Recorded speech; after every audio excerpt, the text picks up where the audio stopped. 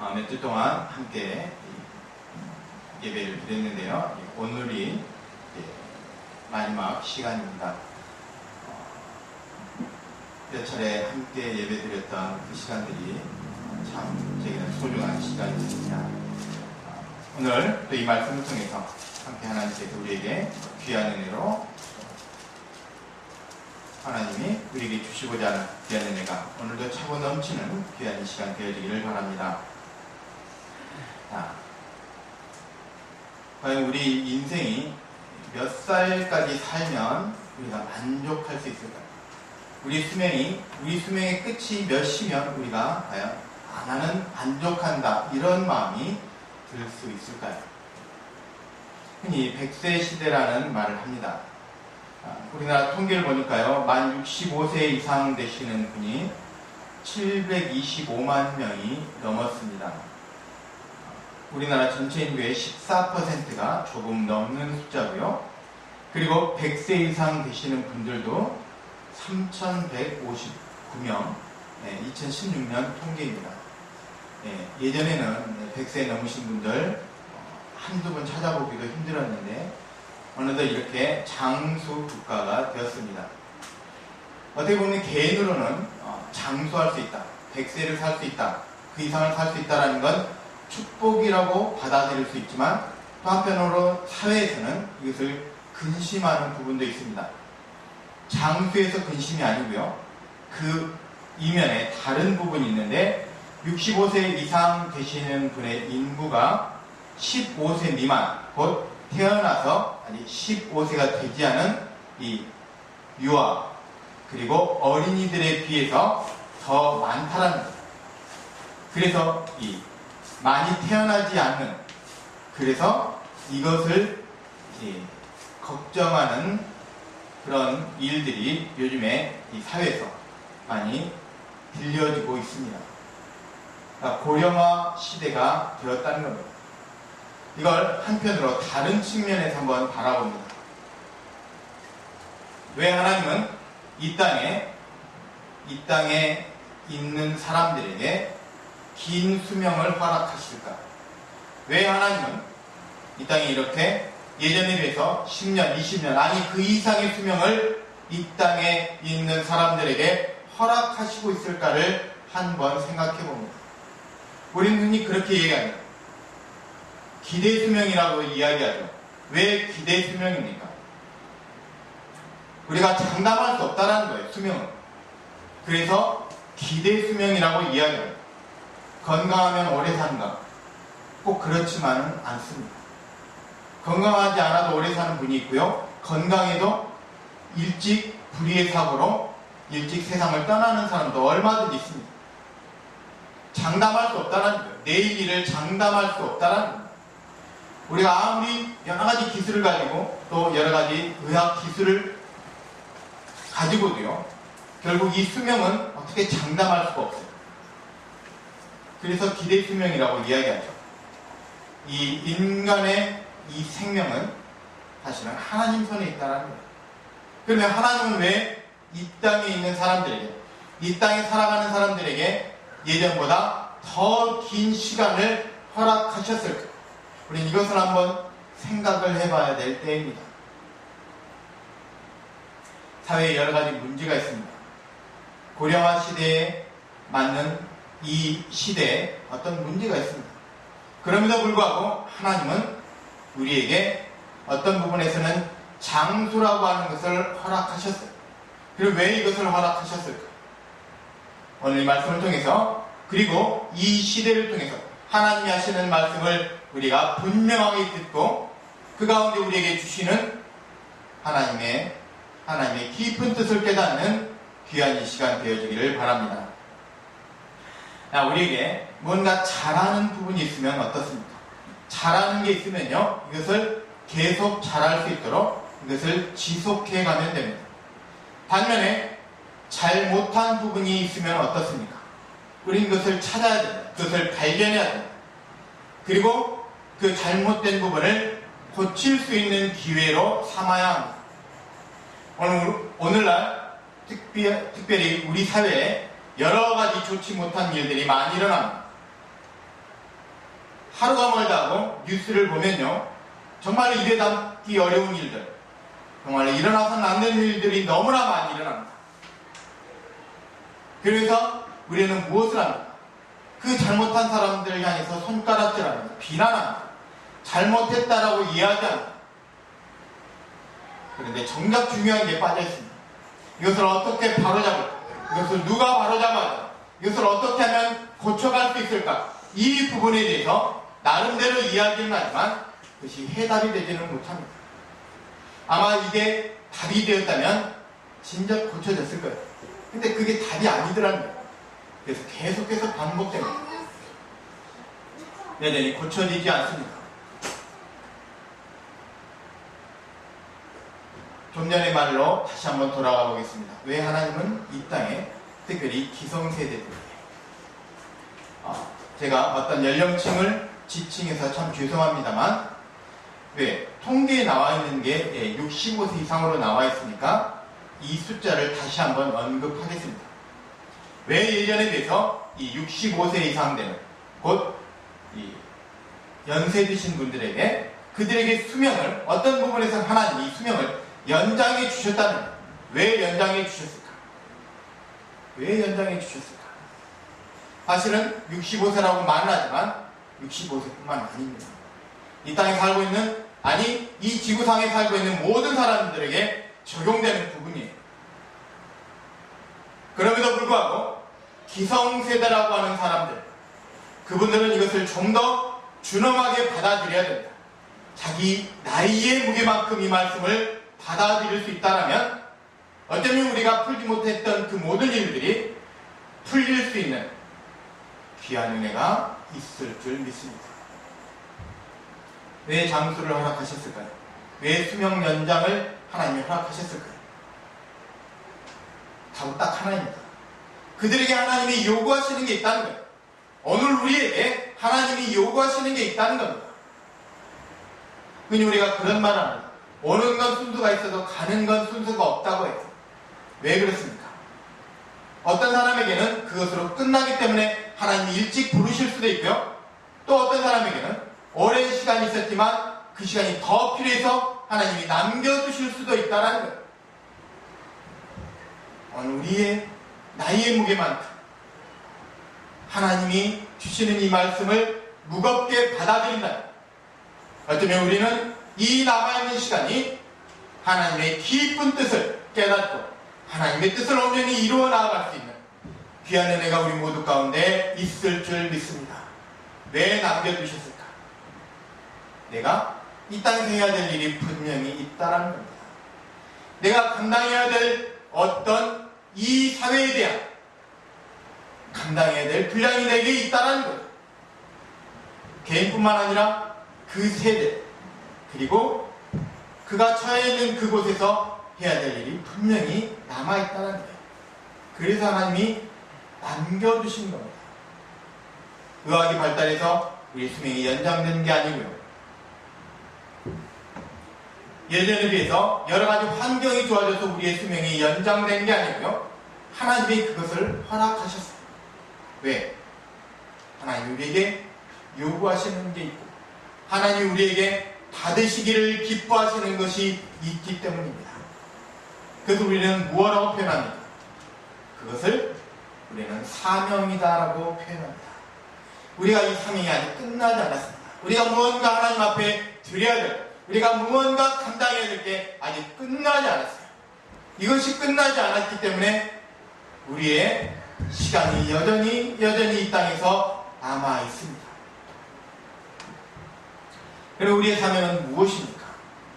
근데 이것을 자칫 오해하는 부분도 있습니다. 이제 믿지 않는 사람들은 제쳐두고요. 믿는다고 하는 사람들의 그 사람들만 기준 삼아서 얘기해보면 자기 사명이 사실은 잘 몰라요. 뭔지 모릅니다. 내가 무엇을 해야 될까 모릅니다. 그래서 나타나는 것이 어떤 현상인가 하면 교회에 출석하는 것으로 그것을 대체하려고 합니다. 자기의 사명을 교회에 출석하는 것, 교회 예배 참석하는 것으로 자기의 사명을 다했다라고 생각하는 사람이 많이 있습니다. 우리의 수명과 우리의 사명 사이에 끼어있는 사람, 교회 열심히 출석하면 되는 줄 압니다.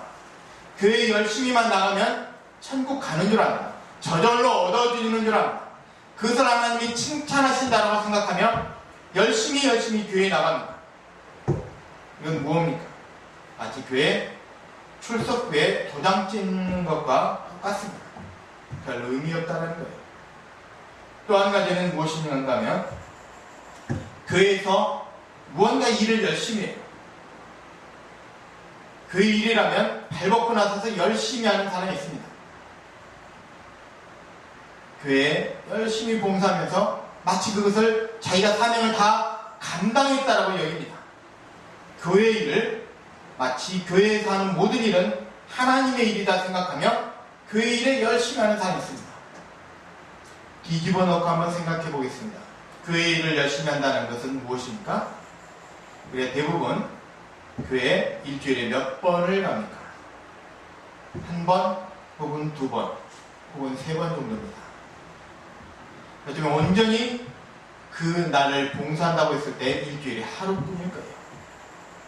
일주일에 하루 열심히 하면서 그것을 마치 자기 사명을 다한 것처럼 생각하는 사람, 안타깝지만 이 사람도 여전히 자기 사명을 알지 못한 사람입니다. 그리고 또 한 가지는 교회의 모든 일들이 다 하나님의 일은 아닐 수도 있습니다. 그리고 마지막 한 가지 더 이야기하자면 이제 자기의 물질을 하나님 앞에 드립니다. 우리가 헌금이라는 형태로 하나님 앞에 올려드립니다. 나름대로 이 헌금 생활을 열심히 하면서 자기 물질을 드리죠. 그걸 가지고 자기 할 도리를 다했다라고 생각하는 사람이 있습니다. 그러면서 나는 사명 감당을 했다. 나름대로 일리는 있죠. 자기의 물질을 드립니다. 시간을 드립니다. 자기의 노력, 자기의 봉사를 하나님 앞에 드립니다. 그러면서 나는 할 것을 다했다. 이렇게 안심합니다. 교회 열심히 다니면 저절로 사명 감당이 되는 것처럼 여깁니다. 나머지 일주일 가운데 6일은 그러면 어떡합니까? 일주일 가운데 하루만 하나님 앞에 이렇게 드리면 자기의 물질의 어느 부분, 극히 작은 부분만 하나님 앞에 드리면 다 되는 것입니다. 이렇게 자기의 사명을 잘 깨닫지 못하고 나름대로 열심히 했다고 생각하면서 살아가고 있는 이 땅에 참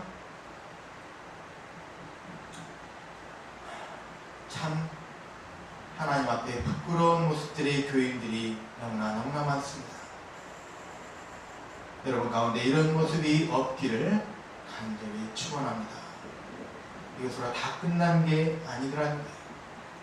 이것으로 우리의 사명을 다했다라고 이야기할 수 없다라는 겁니다. 이게 전부가 아니라는 겁니다. 그러면 어떻게 해야 됩니까? 그러면 어떻게 하는 게 내 사명을 감당하는 것이고, 내가 어떻게 하는 게 하나님 앞에 지금보다 더 나은 모습이 될 수 있을까? 더 나아가서 내게 남겨진 시간, 하나님이 내게 요구하시는 이 시간에 내가 무엇을 해야만 조금이라도 하나님 앞에 부끄럽지 않은 인생이 되어줄 수 있을까? 이제는 반대로 남은 시간만큼의 그 무게를 여러분이 무겁게 느끼시기를 간절히 축원합니다. 많이 남아있는 사람일수록, 그 시간이 많다라고 생각되는 사람일수록 그것을 더 무겁게 받아들인다. 여러분의 남은 인생이 하나님이 받으시는, 하나님이 기뻐하시는 여러분의 귀한 사명의 시간이 되어질 줄 믿습니다. 오늘 34장 7절 말씀을 다시 한번 보겠습니다. 모세가 죽을 때 나이 120세였으나, 모세가 죽을 때 나이가 120살입니다. 그 다음이 중요합니다. 그의 눈이 흐리지 아니하였고 기력이 쇠하지 아니하였더라. 이것은 어떤 의미입니까? 그가 건강하다는 거예요. 죽을 만한 이유가 하나도 없다는 겁니다. 아직도 멀쩡하고 아직도 10년, 20년 아니 그 이상도 살 수 있는 육체의 나이를 가지고 있습니다. 이 숫자 120은 그냥 숫자일 뿐이에요. 그에게 이 숫자는 큰 의미가 없었습니다. 그런데 이 모세가 죽었어요. 왜? 이유는 간단합니다. 하나님이 그를 부르셨어요. 하나님이 그를 원하셨어요. 하나님이 원하시니까 그걸로 끝나더라는 거예요. 아무리 건강해도 소용이 없습니다. 하나님이 부르시면 안 갈 방법이 없어요. 그러면 왜 하나님은 모세를 부르셨습니까? 모세가 해야 될 일이 끝났기 때문입니다. 더 이상 모세가 남아서 하나님의 사명을 감당할 일이 남겨져 있지 않았어요. 그는 그 사명을 충실하게 감당했습니다. 더 이상 하나님이 그에게 맡기실 일이 없어요. 너무나 잘했습니다. 우리는 그가 죽었다라고 하는 것을 굉장히 복이 아닌 것처럼 생각하지만 하나님이 그를 복된 자리로 부르셨습니다. 그러면 이건 복입니다. 그가 사명을 다했기에 하나님이 그를 부르셨습니다. 여기에서 끝났습니다. 그 사명이 끝났습니다. 그러므로 이 세상에서 바라볼 때는 모세가 죽었다 이렇게 표현합니다. 달리 표현할 길이 없어요. 근데 이것을 믿음의 눈으로 바라보니까 하나님이 그를 부르셨다. 하나님이 나를 부르셨다. 하나님이 나를 부르시는 그날이 내가 죽음에 이렇게 표현됩니다. 모세가 죽음에 하나님이 모세를 부르셨다. 왜? 사명을 다했기 때문에. 그 이상 더 잘할 수 없을 만큼 그는 그 사명을 다 감당했기 때문에 하나님이 그를 부르셨습니다. 하나님이 우리를 부르시는 그 순간까지가 곧 우리의 남아있는 시간이 우리가 사명을 감당해야 될 시간입니다. 사명을 잘 알지 못하고 잘 알지 못함에도 불구하고 감당하고 있다고 하는 사람들의 그 모습을 좀 전에 세 가지로 살펴보았습니다. 그러면 이제는 사명을 잘 감당하는 모습이 어떤 모습인가를 보겠습니다. 자, 사명을 잘 감당하기 위해서는 무엇이 필요한가 하면 그 첫 시작이 있습니다. 우리는 사명을 하나님의 일, 하나님이 주신 일, 하나님이 하실 일을 우리가 대신한다고 생각합니다. 그러면 하나님의 일은 무엇입니까? 무엇이 하나님의 일입니까? 이것을 정확하게 알아야만 사명을 감당할 수 있습니다. 자, 말씀 한 절 찾아보겠습니다. 요한복음 6장 29절 말씀입니다.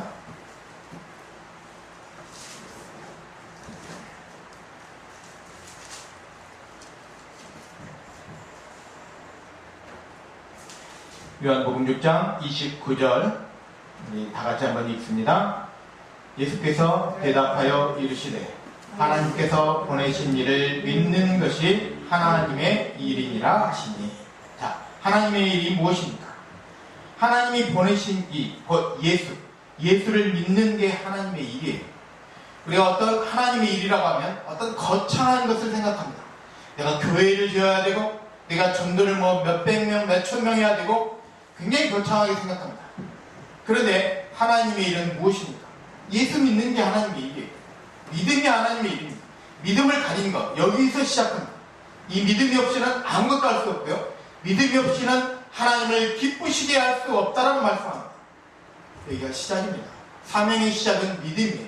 믿음을 갖는 것, 예수 믿는 것, 여기에서부터 시작합니다. 예수 믿지 않는데 어떻게 하나님의 일을 합니까? 하나님의 일은요, 하나님을 믿는 사람이 하는 거예요. 곧 하나님이 보내신 사람, 하나님이 보내신 이, 곧 예수 믿는 사람이 하는 게 하나님의 일인 거예요.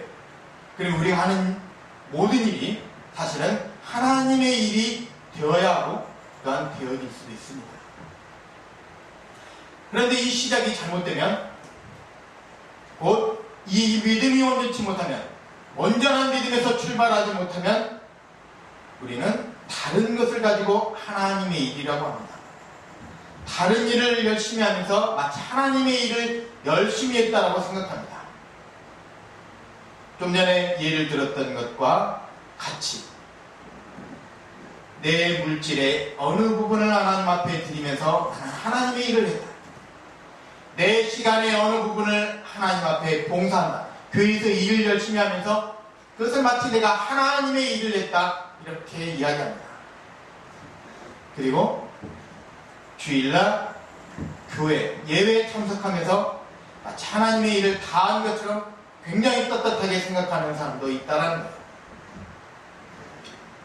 믿음이 없이는 하나님을 기쁘시게 할 수 없나니 믿음이 하나님의 일입니다. 여기서부터 시작합니다. 자, 우리가 온전한 믿음을 가지고 있으면 우리는 이제 하나님의 일, 곧 우리의 사명을 감당할 수 있습니다.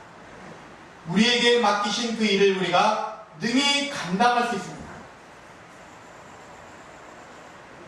귀한 믿음이, 절대로 흔들리지 않은 그 믿음이 여러분 모두에게 더욱더 큰 믿음으로 역사하는 귀한 이 시간 되기를 주 예수 이름으로 간절히 축원합니다. 여기에서 시작합니다. 그리고 이제 우리는 무엇을 해야 됩니까? 말씀 한 구절만 더 찾아보겠습니다. 빌립보서 3장 14절 말씀 보겠습니다.